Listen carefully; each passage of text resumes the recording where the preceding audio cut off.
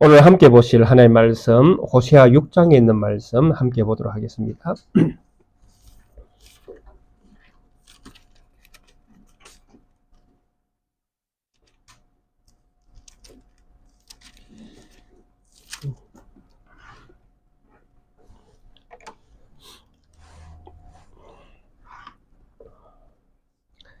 호세아 6장 1절부터 마지막 11절에 있는 말씀까지 한 목소리로 합독하도록 하겠습니다.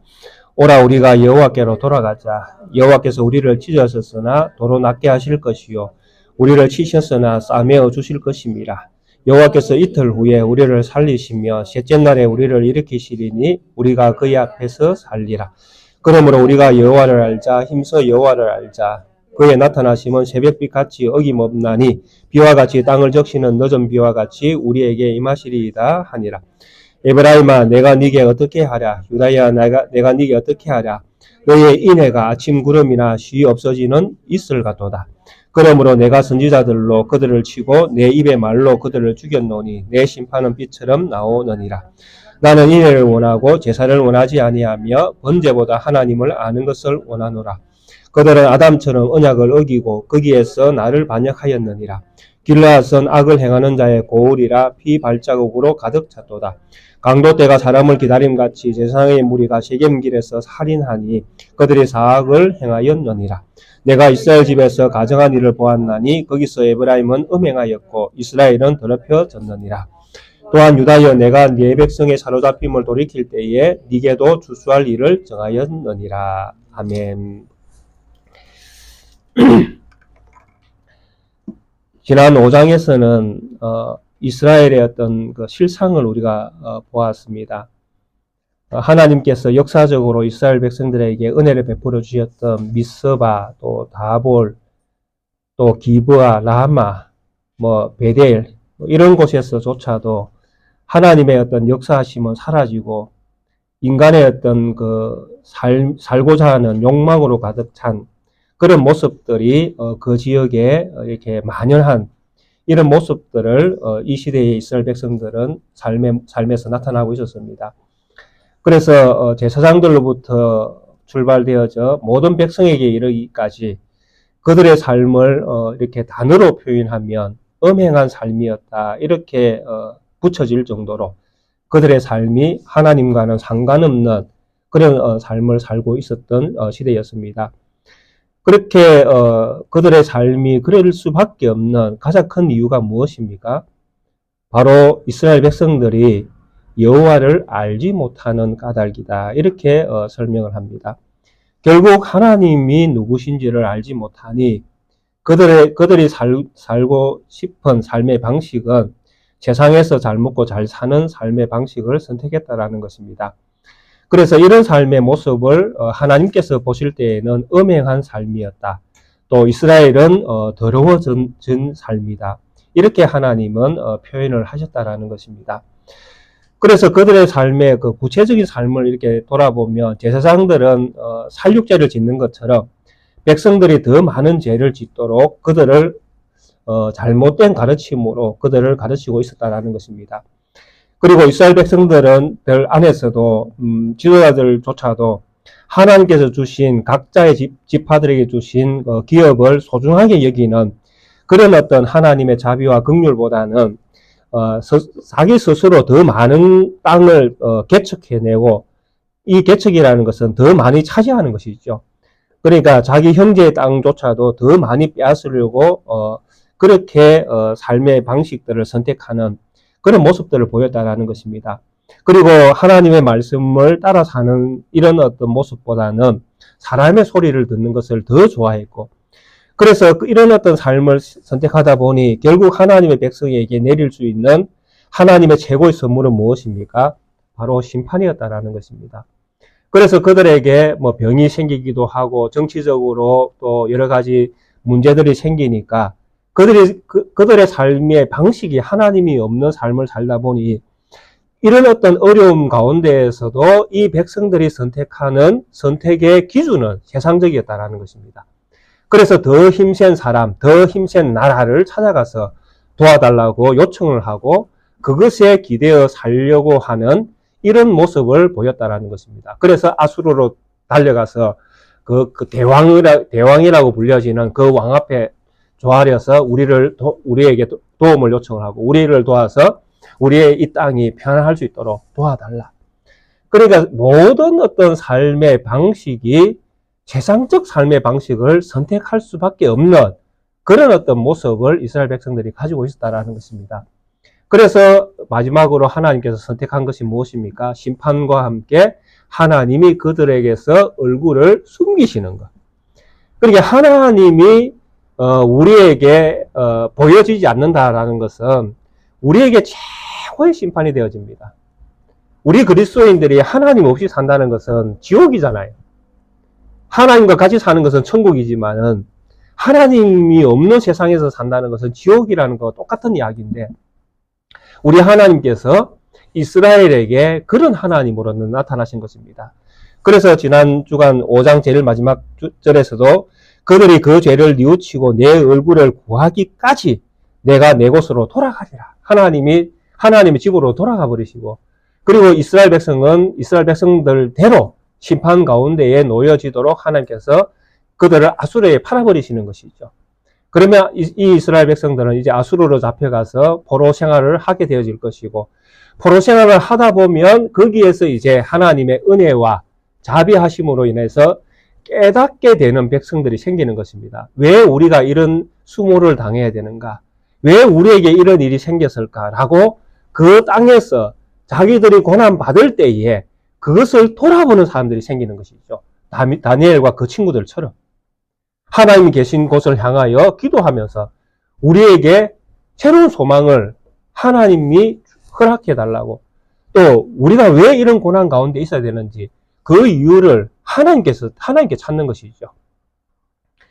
그래서 참 우리가 신앙이 무엇인가라고 할 때에 우리가 이 세상에서 신앙인으로 하나님을 믿는 믿음의 사람으로 살아가는 우리의 모습이 무엇인가라고 할 때에 물론 우리가 잘못해서 우리에게 좀 이렇게 힘든 고난이 생길 수도 있지만 우리가 믿음 안에서 잘 살아도 우리에게 고난이 생길 수 있다라는 것입니다. 왜냐하니까 성경에 그런 예가 있으니까요. 욥과 같은 그런 예가 있지 않습니까?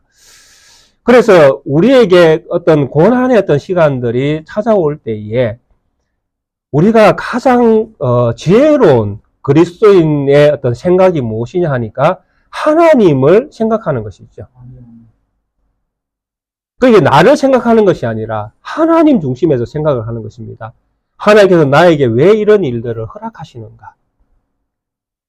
그 하나님 편에서 생각할 때에 하나님을 생각하면 우리에게 떠오르는 단어는 딱 하나밖에 없습니다. 그게 무엇인지 아십니까? 바로 사랑입니다. 고난도 사랑인 걸 우리가 아셔야 됩니다. 근데 우리는 그런 생각을 잘 못하게 됩니다. 왜냐하니까 육신의 연약함이 늘 우리 가운데 있다 보니 우리는 고난을 당하면 아프잖아요. 힘들고 괴롭고. 그러니까 우리의 소망은 힘들고 괴롭고 아픈 이것이 사라지는 게 우리의 소망이잖아요. 힘든 상황을 만나면. 근데 하나님은 그렇지 않다라는 것입니다. 하나님은 그런 상황을 통해서 더 우리가 하나님을 알기를 원하시는 거거든요. 그러니까 하나님의 어떤 마음을 우리가 알아야 된다라는 것입니다. 이런 상황들을 통해서. 지금 우리가 호세아를 지금 우리가 보고 있지 않습니까?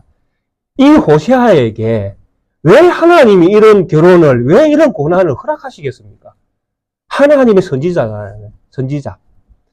선지자에게 말도 안 되는 일을 시키시고, 말도 안 되는 결혼을 하게 하시고, 말도 안 되는 평생의 길을 걷게 하시거든요, 하나님께서. 그러면서 이스라엘 백성들에게는 또 이스라엘 백성들의 자기의 결혼을 통해서 이스라엘 백성들에게 하나님의 뜻을 전하거든요. 그게 선지자의 사명입니다. 이 호세아의 선지자의 사명. 그러면 하나님께서 호세아에게 왜 이 사명을 주시겠습니까? 무엇 때문에? 도대체 호세아가 뭘 잘못했습니까? 우리가 이런 부분들을 생각해 볼 수 있다는 것입니다. 그런데 제가 생각하는 이 하나님께서 호세아에게 주신 이 결혼관과 또 이런 결혼관을 통해서, 이런 결혼 생활들을 통해서 이스라엘 백성들을 바라보게 하는 이 모든 측면에 가장 중요한 것이 무엇이냐라고 할 때의 사랑이다라는 것이죠. 누구의 사랑? 하나님의 사랑. 하나님이 호세아를 사랑하기 때문에 이 삶을 그에게 허락하셨다라는 것입니다. 이해가 되십니까? 이해가 잘 안 되시죠? 예, 이해되면 곤란하죠. 이해될 수 없는 상황입니다. 그런데 저는 충분히 이해가 됩니다. 왜냐 하니까 바로 호세아가 이런 결혼을 통해서 또 이런 이스라엘 백성들의 엄청난 배교 행위들을 하는 그 시대를 통해서 그는 그의 결혼이라는 이 말도 안 되는 결혼을 통해서 그가 깨닫게 되는 것이 무엇이냐라고 할 때에 이런 음행한 여인을 사랑하시는, 이런 음행한 이스라엘을 사랑하시는 하나님의 사랑이 무엇인지를 배웠다라는 것이죠. 그게 가장 중요합니다. 이게 하나님을 아는 지식이거든요. 여기 호세아가 말하는 하나님의 지식은 바로 말도 안 되는 하나님의 사랑을 지금 이야기하는 핵심이 그것입니다. 우리에게 끊임없이 이스라엘 백성에게 여호와를 알라, 하나님을 알라고 지금 이야기하잖아요. 너희가 하나님을 알지 못했기 때문에 너희가 이런 일들을 지금 하고 있다라고 이야기하지 않습니까? 여기서 말하는 하나님의 사랑이 바로 배교한 이스라엘을 향한 하나님의 변함없는 사랑을 이야기하는 것입니다. 그런데 이런 하나님의 말도 안 되는 사랑을 우리 인간이 어떻게 깨달을 수가 있겠습니까? 방법이 없습니다. 딱 인간이 깨달을 수 있는 방법은 딱 한 가지입니다. 내가 경험해 볼 때에, 내가 실제로 그 일을 경험해 볼 때에, 아, 하나님의 사랑이 이런 것이구나 라고 조금 알게 되는 것이죠. 바로 이것 때문에 하나님이 호세아를 말도 안 되는 결혼을 하게 하셨다라는 것입니다. 우리에게 고난이 올 때에 그 고난이 바로 하나님을 아는 기회가 된다라는 것입니다. 그런데 우리는 이런 하나님의 사랑을 사랑으로 이해하지 못하니까 그 고난이 우리에게 그냥 고난이 될 수도 있다라는 것입니다. 그러면 그 고난이 우리에게 주는 유익이 아무것도 없는 것이지요. 고난당한 것이 내게 유익이라고 고백할 수밖에 없는 것은 그 고난을 통해서 하나님을 더 깊게 알기 때문에 그렇습니다. 그래서 호세아가 주는 이런 어떤 그 배경은 우리가 선지자라는 이런 어떤 측면에서 호세아를 바라보기 때문에 이 호세아와 우리의 어떤 일체감을 잘 느끼지 못할 때가 있는데 우리가 이 호세아 선지자를 바라볼 때에 호세아를 선지자로만 바라보아서는 곤란하다라는 것입니다. 이런 삶이 누구에게 필요합니까? 모든 그리스도인에게 다 필요하다라는 것입니다. 우리가 하나님을 아는 방식은 우리가 어떤 경험들을 통해서 조금씩 하나님을 알게끔 되어 있습니다. 그래서 이 땅 가운데 우리가 살아갈 때에 우리가 어떤 고난과 어떤 약간 역경, 어려운 일들을 만나게 되어지는 상황이 발생되어질 때에 우리는 하나님을 먼저 생각하면 그것이 우리 성도님들에게 가장 유익이 되어질 것입니다. 하나님의 사랑이 이런 것이구나. 이런 측면에서 하나님이 나를 이렇게 사랑하시는구나. 그래서 고난은 사실 이 땅 가운데에서 성도가 당하는 이 고난은 저는 선택이 아니라고 생각합니다. 이 땅 가운데 성도가 당하는 고난은 선택이 아니라 필수라고 저는 생각합니다. 그래야 하나님을 알거든요. 평생 높은 곳에서 사신 분들이 낮은 곳에 사는 사람들의 삶을 알겠습니까? 그래서 참 노무현 대통령 같은 분, 이 정치 이야기하면 안 되는데 그런 분들이 참 대통령을 잘 하셨던 것은 저는 그만큼 어려운 일들을 많이 경험했기 때문에 약한 자들의 마음도 아시기 때문에 그나마 그 정도 대통령으로서의 역할을 감당했다라고 생각합니다. 저는.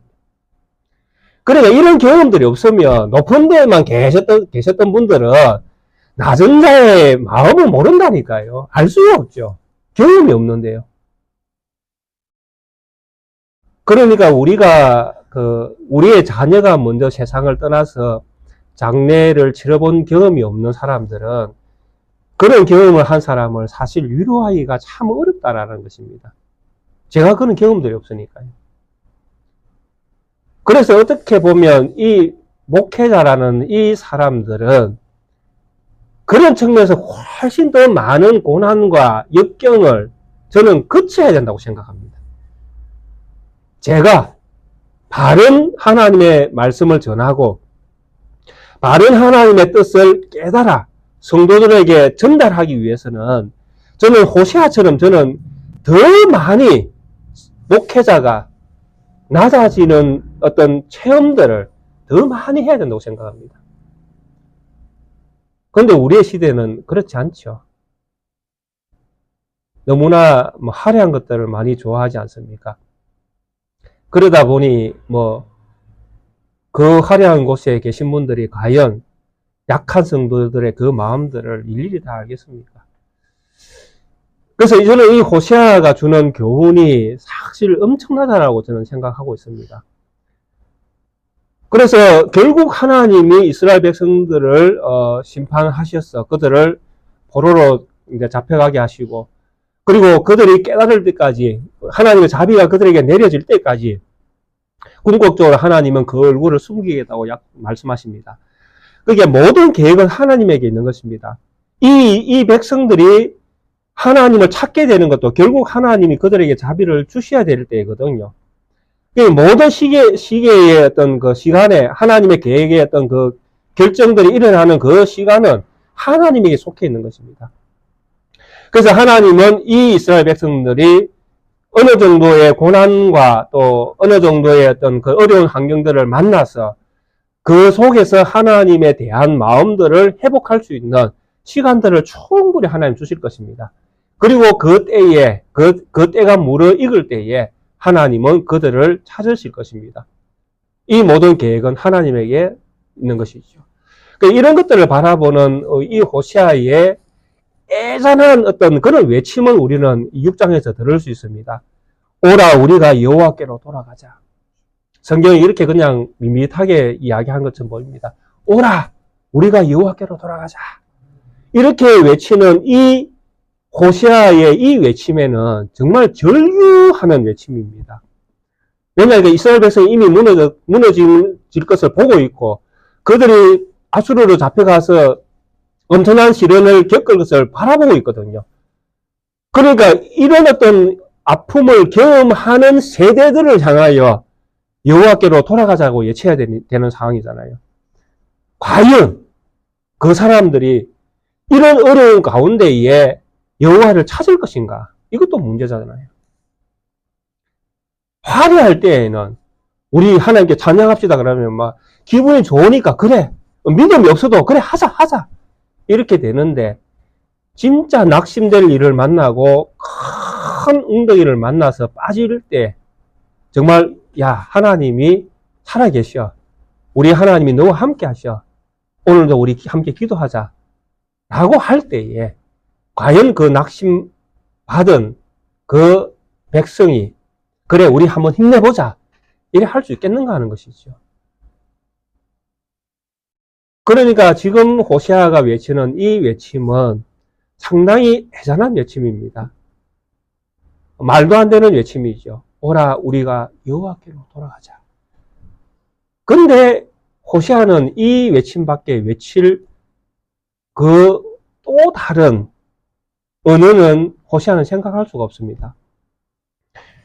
이 원문에 왜냐하면 하고 등장하거든요. 오라 우리가 여호와께로 돌아가자.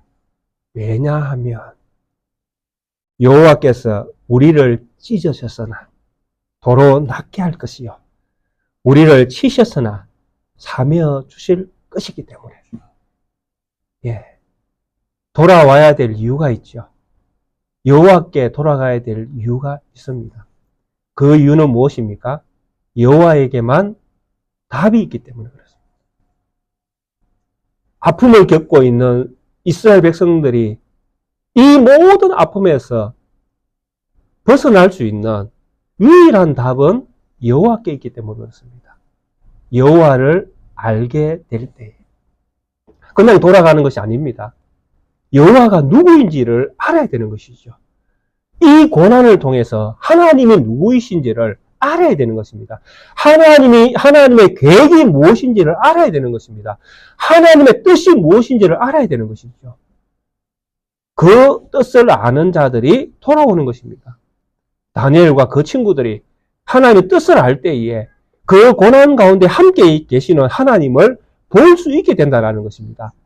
우리는 고난을 당하면 내가 고난을 당한다 이렇게 생각하지만은 그 고난을 허락하신 우리 하나님의 마음이 훨씬 아프다는 것을 우리가 기억을 하셔야 됩니다. 그러니까 나만 고난에 뚝 이렇게 내버려진 것이 아니라 그 가운데에 하나님이 계신다는 것입니다. 그걸 어떻게 알 수 있습니까? 다니엘과 그 세 친구를 보십시오. 그 포로생활 가운데 누가 계셨습니까? 그 풀무불 가운데에 우리 하나님이 계셨잖아요. 그러니까 고난 가운데에 우리가 혼자 던져졌다고 절대 생각하지 마십시오. 그 고난 가운데 하나님이 함께 하십니다. 그러니까 우리에게 소망이 있는 것입니다. 그러니까 우리에게 기대를 언덕이 있는 것입니다. 우리에게 기도할 수 있는 능력이 그래서 생기는 것입니다. 그렇기 때문에 우리가 돌아가야 되는 것이죠. 누구에게로? 여호와께로. 우리를 찢어졌으나 도로 낫게 할 것이요. 우리를 치셨으나 사며 주실 것이라. 이스라엘 백성이 비록 아수르에 의해서 망하고 이 나라가 없어지고 왕은 사로잡혀 가고 백성들은 죽임을 당하고 수많은 젊은 이들이 포로로 잡혀간다 할지라도 우리 하나님이 사며 주실 것이다 라고 믿어야 되는 것이죠. 2절에 이렇게 이야기합니다. 여호와께서 이틀 후에 우리를 살리시며 셋째 날에 우리를 일으키시리니 우리가 그의 앞에서 살리라. 죽는 것이 아니라 삽니다. 언제? 이틀이 지나면. 이틀 후에 셋째 날은 같은 날입니다. 다른 날이 아니라 이틀 후에나 셋째 날은 똑같은 날이잖아요. 그 날에 이스라엘은 살게 될 것입니다. 그런데 이 6장 2절에는 이 모든 사는 이것은 첫 번째는 이스라엘이 포로에서 돌아오는 날이 되겠지만은 궁극적으로 우리는 이 셋째 날이 예수 그리스도의 부활과 함께 연결되어져 있다는 것을 우리는 분명히 아셔야 됩니다. 그러니까 그 날이 되어지면 이스라엘의 회복이라는 것은 바로 예수 그리스도의 부활을 미리 보여주는 어떤 그런 체험하는 예수 그리스도의 부활을 미리 보여주는 예언과 같은 것입니다. 말도 안 되는 회복이잖아요. 이스라엘이 어떻게 스스로 아수르에서 포로 생활하다 왜 갑자기 해방을 맞습니까? 그들은 아무것도 한 게 없잖아요. 칙령이 내리고 그리고 너희들은 너희 고국으로 돌아가라. 말도 안 되는 이방 왕의 어떤 그 칙령으로 인하여 그런 일들이 생기지 않습니까? 그러니까 이런 어떤 말도 안 되는 회복이 우리 하나님의 역사하심으로 일어난다는 것이죠. 이것을 보면서 이스라엘은 무엇을 깨닫습니까? 장차 우리에게 완전한 메시아가 오는구나. 그 메시아에 의해서 우리는 완전한 사는 길을 우리에게 허락하여 주시는구나. 그래서 오늘 여기에서도 그의 앞에서 살리라 이렇게 이야기해요. 하나님과 동행이잖아요. 예수님께서 오셔서 하신 말씀이 다 동행이 아닙니까? 예수. 내가 아버지 안에, 아버지가 내 안에, 내가 너희 안에 있는 것은 너희가 그날에는 알게 될 것이라. 성령이 우리에게 임할 때에. 동행이잖아요. 오늘 우리에게 하나님이 함께 하심을 믿으시잖아요. 예, 이 동행이잖아요. 이게 우리에게는 이제 현실이 되어버린 것입니다. 우리에게 미래의 일이 아니라 우리에게는 현재 우리에게 하나님이 나와 함께 하심을 우리가 믿고 사는, 그리고 하나님이 나와 함께 하심을 늘 체험하면서 사는 그런 새로운 길이 우리에게 열려버린 것입니다. 그래서 이 이틀과 3일은 똑같은 3일을 이야기하면서 대부분 짧은 시간을 이야기한다라고 그렇게 학자들을 이야기합니다. 그 짧은 날입니다. 짧은 시간. 주님이 곧 오십니다. 주님이 오시는 곧 그날에 우리는 하나님 안에서 또 예수 그리스도와 함께 영원히 사는 것을 그때에는 정말 우리가 온몸으로 느끼게 될 것입니다. 그것을 바라보면서 우리는 우리의 짧은 80, 100, 60의 세월을 주와 그의 나라를 위해서 살아가고 있는 것입니다. 그렇게 되어지는 백성들에게 소망이 있고, 그렇게 살아가는 백성들이 하나님 안에서 살고 있는 기쁨을 또 이 땅 가운데서도 누리게 되어질 것입니다. 그래서 이 땅에서 살려고 하지 마십시오. 호세아가 주는 교훈은 그렇습니다. 이 땅에서 살려고 하지 말고 죽어라. 그러면 너희가 살리라. 정말 호세아가 간절하게 외치는 외침은 이 외침이 핵심입니다. 여호와를 알라. 여호와가 너희를 어떻게 사랑했는가. 이 여호와를 알라라는 것입니다. 6절에도 그런 표현이 있지 않습니까? 나는 인애를 원하고 제사를 원하지 아니하며 번제보다 하나님 아는 것을 원하노라. 이렇게 이야기하지 않습니까? 사실 수많은 이 세상의 교회 또 믿는 사람들이 정말 하나님에 대해서 분명히 믿음을 가지셔야 됩니다. 하나님은 내가 번제를 인애를 원하지 제사를 원하지 아니한다. 이렇게 지금 말씀하지 않습니까? 그래서 이 이야기의 핵심이 제사가 필요 없다라는 이야기로 들리면 절대 안 됩니다. 제사가 필요 없는 것이 아닙니다. 하나님이 이스라엘에게 제사가 필요 없는 것으로 주셨다면 그것은 우리에게 사실 엄청난 문제가 생기게 되어집니다. 제사가 필요 없는데 우리에게 어떤 사제의 은총이 주어지겠습니까? 그러니까 이 제사가 필요 없는 것이 아니라 제사에 담겨진 하나님의 뜻이 이스라엘 백성들에게 주어지는 진짜 생명이었다라는 것입니다. 그래서 제사 제도를 통해서 하나님을 아는 지식을 가지고 제사 제도에 들어와야 되는데 이스라엘 백성은 제사만 하고 인애는 빼버렸다라는 것입니다. 이 제사에는 뭐가 있다라는 이야기입니까? 인애가 있다라는 이야기입니다.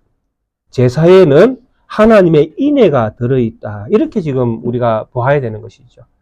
그런데 이스라엘 백성은 제사를 드리지만은 인애는 빼버리는 것입니다. 그러니까 양쪽 측면을 다 만족 못하니 한쪽을 가지고는 도저히 하나님을 만족시킬 수가 없는 것입니다. 왜냐하니까 이 제사로는 형식적인 제사로는 하나님을 표현할 방법이 없기 때문에 그렇습니다. 하나님은 수많은 세월을 통해서 인애가 무엇인지를 이스라엘 백성들에게 가르쳤습니다. 처음 하나님께서 범죄한 아담에게 가르치신 것이 무엇입니까?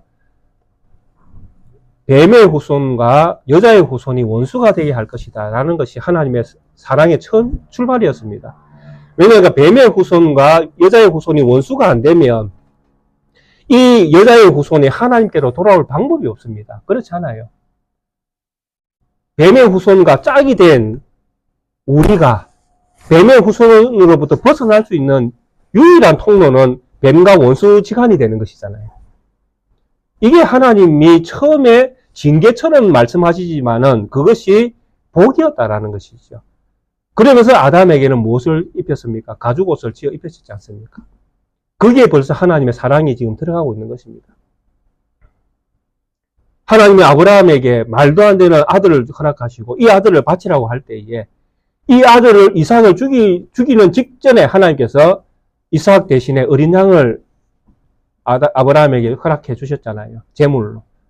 거기에서 하나님의 사랑이 나타나지 않습니까? 하나님의 아들 대신에 제물 되어지는 그 제물로 인해서 하나님이 친히 하나님 백성된 아들을 살려내겠다라는 것. 그게 우리 아닙니까? 하나님이 대신 어떤 제물을 드리고 그리고 나서 이삭을 살려주겠다라는 것이죠. 그게 이삭과 같은 혜택을 입은 사람들이 누구냐 하니까 바로 우리 아닙니까? 우리 대신에 어떤 제물이 드려지는 것 때문에. 그래서 여기에서 무엇이 등장합니까? 제사제도가 등장했다라는 것입니다. 제사에는 무엇이 들어있습니까? 하나님이 어떻게 우리를 사랑하는가가 다 들어있는 것입니다. 그런데 이스라엘 백성은 이 제사의 형식은 가지고 왔는데 내용은 하나님이 어떻게 우리를 사랑하셨는가 하는 이 사랑은 싹 제사에서 빼버리고 이 인애가 하나님의 사랑이 없어지니까 제사의 형식은 남아있는데 그들의 삶의 방식은 세상적 삶이 되어버린 것입니다. 음행하고 하나님을 배반하고 배신하고 형제의 지계성을 옮기고, 제사장은 그래 너 백성들 더 많은 죄를 지어라. 그러면 내 곡간은 더 많이 늘어난다. 너희가 제물을 더 많이 바칠수록 나는 내 목은 더 많이 늘어난다. 아이고 잘한다 잘한다. 이렇게 모든 어떤 삶의 어떤 방향성이 재물과 이 세상에서 살고자 하는 욕심으로 가득 찬 그런 삶을 선택해 버렸다라는 것이죠. 그래서 우리에게 무엇이 필요합니까? 우리를 잘 이끌어서 세계의 최고의 강대한 나라가 되어지는 왕이 우리에게 필요한 것이죠. 그래서 누굴 선택했습니까? 사울을 선택했지 않습니까? 왜 사울이 선택되어집니까? 키가 적어도 우리보다는 커야 되고, 얼굴은 적어도 나보다 잘생겨야 되고, 갑옷을 입혀도 전투를 할 만한 능력이 정말 좋아 보여야 우리의 왕이 된다는 것이죠. 우리 성도님들은 어떻게 생각하십니까? 우리 교회 목사는 나보다 잘생겨야 되고, 예? 키도 커야 되고, 더 젊어야 되고, 더 능력이 있어야 되고, 그래서 저를 세웠습니까? 예. 그러니까 이스라엘이 선택한 왕은 이렇다라는 것이죠. 너무나 기준이 너무나 세속적이고 세상적인 기준을 가진 것입니다. 우리나라의 대통령은 어떤 대통령이 세워져야 됩니까? 그러니까 어떤 기준을 정함에 있어서 너무나 그 기준이 세속화되어지면 정말 나라는 망할 수밖에 없게끔 되어 있다는 것입니다. 그 기준이 정말 우리 그리스도인들이 하나님이 생각하는 어떤 세상의 어떤 모습들을 그리면서 어떤 지도자를 선택하게 되어지면 정말 이 대한민국은 그래도 행복한 나라가 조금은 더 빨리 더 많은 백성들이 행복할 수 있는 나라가 될 것입니다. 근데 이런 지혜로움이 백성들이 없으니까 다 자기식의 어떤 지도자를 세우는 것입니다. 그러니까 이 나라가 힘들어질 수밖에 없죠. 예. 그래서 하나님을 아는 지식이 도대체 무엇인가 하는 것은 이미 성경을 통해서 너무나 많이 해왔습니다. 그리고 이 호세아에서 제가 말씀드린 것처럼 하나님을 아는 인애, 이 인애는 무엇보다도 말도 안 되는 하나님의 사랑이 바로 인애라는 것을 우리가 믿으셔야 됩니다. 우리 자신을 한번 보십시오. 도대체 내가 어떻게 하나님을 믿게 됐는가? 한번 보십시오. 나 같은 것이, 나 같은 죄인이, 이렇게 우리 표현하지 않습니까? 나 같은 죄인이 어떻게 하나님을 믿게 됐는가? 이게 인애거든요. 인애. 근데 이 인애가 우리가 하나님 앞에서 하나님의 자녀로 받아들여지고 우리가 하나님 나라에 들어가는 천국에 들어가는 천국 백성 되어지는 이런 어떤 되어지기 위한 조건과 같은 어떤 유일한 희망과 같은 그런 해답과 같은 그런 것으로서만의 인애가 아니라 이 인애는 우리가 하나님으로서 받은 그 순간부터 천국 가는 날, 천국 가서도 이 인애는 변함없이 우리의 삶 가운데 나타나야 된다는 것입니다. 중요한 것은 그것이죠. 받을 때만 하나님의 백성 되기 위해서만 인애가 필요한 것이 아니라 하나님의 백성으로서 살아가는 유일한 무기가 바로 인애가 되어야 된다는 이야기입니다. 그런데 우리 그리스도인들이 이것을 자꾸 놓치고 있는 것입니다. 구원을 얻기 위해서는 하나님의 자비와 긍휼이 필요하고 내 삶에서는 하나님의 자비와 긍휼은 던져버리고 제사만 가지게 되어질 때에 사실 이 교회가 교회다움을 잃어버리게 되는 것입니다. 지난 주간에 제가 읽었던 그 글 중에 가장 충격적인 것은 그런 것이었습니다. 왜 한국 교회는 성찬식을 하지 않을까? 저희 교회를 1년에 이제 4번 정도 하는 걸로 이렇게 되어 있는데, 사실 저도 그 글을 읽으면서 상당히 많이 찔렸습니다. 처음 개혁교회들이, 중시에 이제 새로운 개혁교회들이 생겨날 때 성찬은 정말 매일매일 모일 때마다 해야 되는 거룩한 성례로 여겼습니다. 그래서 성찬이 참교회의 표지로 들어왔던 것입니다. 칼빈조차도 그것을 인정하고 모일 때마다 성찬하는 것이 바른 교회의 표징이다 이렇게 믿었었는데 사실 칼빈조차도 그렇게 하지 못했죠. 그렇게 하지 못하고 한국 교회는 이제 하더라도 너무나 약식적으로 지금 하게 되어지는, 뭐 가톨릭도 마찬가지고 다 그렇게 하게 되어지는 그런 어떤 그 방식들이 이제 교회에 너무나 이제 익숙하게 정착해 버렸습니다. 그래서 누군가가 그렇게 물었습니다. 왜 한국 교회는 성찬을 하지 않는가? 이유가 무엇일까라고 물었는데 가장 많은 답들이 그렇습니다.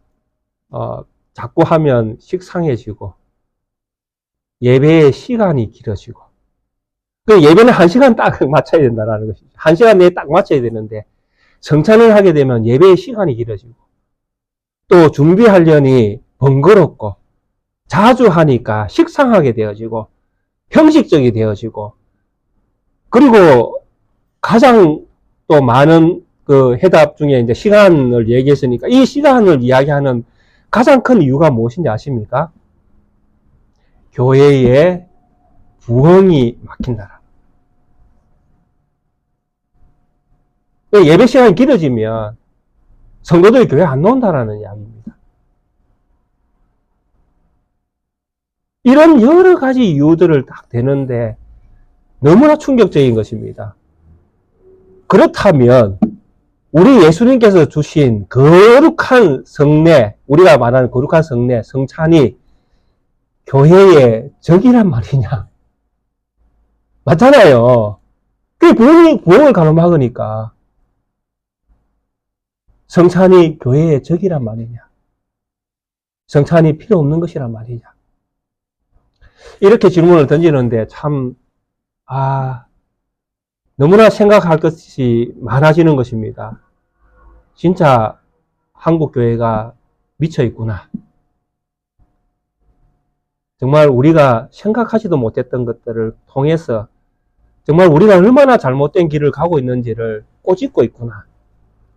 우리가 하나님을 믿는다고 하지만은 정말 우리가 하나님을 믿는 것인지 세상 어떤 그 가운데에 큰 교회를 꿈꾸고 있는 것인지, 우리가 바른 교회, 바른 믿음을 가진 교회를 지향하는 것인지, 아니면 그것을 이루기 위하여 우리가 수단과 방법을 가리지 않고 있는 것인지, 정말 많은 부분에서 이 부분들을, 이 이야기를 생각하게 하는 그런 내용이었습니다. 우리 성도님들은 어떻게 생각하십니까? 저하고 뭐 별 차이 없으시죠? 한국 교회가 참 많이 어려워져 있고 또 신학적으로 또 많이 이렇게 이탈해져 있습니다. 그리고 오늘 제가 이 이야기를 드린 것은 바로 인애를 원하고 제사를 원하지 않는다. 여기에 하나의 어떤 그 이야기가 될 수 있기 때문에 제가 이 말씀을 드렸던 것입니다. 우리가 드리는 이 예배에 정말 하나님께서 홀로 영광과 찬송과 경배를 받으셔야 되는 예배 아닙니까? 여기에서 드려지는 이 예배의 주인공은 오직 예수 그리스도와 그분을 보내신 하나님 아버지 아니십니까? 그런데 우리는 우리의 예배를 통해서 그 하나님의 영광보다는 우리의 실리를 더 추구하고 있었다는 것이죠. 한국 교회가. 말은 명목상은 하나님을 예배한다라고 하면서 실제로 우리는 이 예배에서 하나님을 빼버리는 이런 과오를 우리 한국 교회가 가지고 있었다는 것입니다. 근데 잘 모르잖아요. 우리는 다 하나님을 위해서, 뭐 잘 되면 다 하나님의 영광 아닙니까? 우리에게는. 그런 어떤 시대를 우리가 살고 있다 보니 하나님은 늘 우리에게 복을 주시는 분이십니다. 도깨비 방망이와 같은 우리 하나님, 내가 기도하면 다 들어주시는 하나님, 그런 하나님으로 우리의 하나님은 알려져 있지 않습니까? 이런 하나님 앞에서 우리가 호세아의 이야기를 지금 듣고 있는 것입니다. 과연 우리 낙계교회는, 우리 대한민국에 있는 수많은 교회들은 이런 어떤 인애를 원하고 제사를 원하지 않는 이런 하나님의 마음을 담아내고 있는가? 그래서 혹 우리가 그런 하나님을 담아내지 못하고 있다면 우리는 더 진실되게 그런 하나님을 담아내기 위해서 이 예배에 더 온전함을 우리는 갖춰야 될 것입니다. 그래서 이 6장에서 말하는 이 이스라엘 백성에 무너진 이 상황들을 바라보면서 이 호시아는 끊임없이 그 애절한 마음으로 여호와께로 돌아가는 것만이 해답인 것을 우리에게 말씀합니다. 3절에도 그러므로 우리가 여호와를 알자, 힘써 여호와를 알자. 그의 나타나심은 새벽빛같이 어김없나니 비와 같이 땅을 적시는 늦은 비와 같이 우리에게 임하시리라. 그러니까 하나님께서 회복시키시는 것이 반드시 이루어질 것을 지금 이야기하는 것입니다. 하나님을 알고, 그래서 하나님을 더 알아야 됩니다. 하나님의 그 나타나심은 새벽빛같이 어김없이 나타날 것이고, 또 땅을 적시는 늦은 비와 같이 분명히 하나님의 나타나심은 분명히 우리에게 보여질 것이라는 것이죠. 그런데 이 보여지시는 하나님의 나타나심이 언제입니까? 바로 3일째입니다. 그러니까 부활이라는 것은 우리가 예수 그리스도의 부활을 우리가 생각하지 않습니까? 이 예수 그리스도의 부활이라는 것은 이 부활에 뭐가 있는가 하면 하나님의 나타나심이 있는 겁니다. 그러니까 이 부활에서 하나님이 어떻게 나타납니까? 죄인을 구원해서 완전히 회복시켜 주시는 하나님이 거기에 담겨 있는 것입니다. 죽었던 자가 살아나는 거니까. 이게 하나님의 나타나심입니다. 하나님이 우리에게 나타나셨다. 하나님이 우리에게 보여주셨다. 하나님이 그 얼굴을 우리에게 비추사 은혜 베푸시기를 원하며 라고 할 때에 우리는 해답을 다 얻고 있는 것입니다. 아, 하나님이 우리를 회복시켜 주시는구나. 하나님이 우리를 죄에서 구원해 주시는구나. 그래서 하나님은 그때부터 나를 지켜주시는구나. 회복시켜 주신 것을 잃어버리지 않도록 지켜주시는 것입니다. 우리가 우리에게서 죄 지은 자를 용서한 것처럼 우리 죄를 용서해 주옵소서. 우리 죄를 용서하신 그 용서하심, 그것을 우리가 믿고 우리의 죄 용서함을 받은 것을 잃어버리지 않도록 하나님은 계속 지켜주시는 것입니다. 그래야 우리가 천국 갈 거 아닙니까? 이런 하나님의 지키심이 우리 모든 성도님들에게 있는 것입니다. 그러니까 얼마나 우리 하나님이 인애가 많으신 하나님입니까? 그냥 내가 너희를 구원했다 하고 너희 마음대로 살아라 이렇게 하시는 것이 아니라 구원부터 천국에 이르기까지 그 천국에서도 영원토록 사는 그 삶 속에서 하나님은 늘 우리와 함께 하시는 것입니다. 천지 만물을 창조하신 분이 우리 하나님이신 것을 믿으시잖아요. 하나님이 천지 창조만 하고 이 지구가, 이 우주가 자기 마음대로 움직이도록 그렇게 하시지 않지 않습니까? 모든 계획과 뜻과 시간 안에서 하나님은 이 전체를 움직이고 계시지 않습니까? 다스리시는. 그래서 우리가 살고 있지 않습니까? 그처럼 하나님의 사랑은 변함없이 우리에게 주어지고 있는 것입니다. 그러니까 우리가 어떻게 해야 됩니까? 힘써 여호와를 알고 힘써 여호와께로 돌아가자. 회개했으니까. 돌아오는 것이 회개 아닙니까?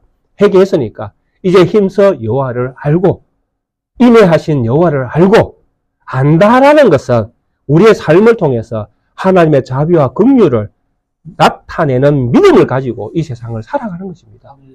그게 우리의 삶입니다. 그렇게 살아가는 우리에게 때로는 고난이 있고 때로는 어려움이 있을 수 있습니다. 그러나 염려하지 마십시오. 하나님이 그 염려, 어려움 가운데 있는 성도가 기도할 때에 하나님이 들으시고 함께 하시고 나타나시고 회복의 역사를 일으켜주시고 새로운 길을 보게 하시고 믿음이 성숙되게 하시고 천국에 이를 만한 큰 믿음을 갖게 하시고 온전한 하나님의 자녀로 살아가는데 부족하지 않도록 하나님은 우리를 새롭게 해주실 것입니다. 이것을 믿으시고 주님 오시는 그날까지 우리의 예배를 통해서 제사만 드리지 마시고 이 예배와 우리의 삶에서 하나님의 인애가 나타나는 그런 믿음을 살아가시는 우리 낫길교회의 믿음 있는 성도님들 되시기를 주의 이름으로 축원드리겠습니다. 함께 찬송가 423장 찬양 드리시겠습니다.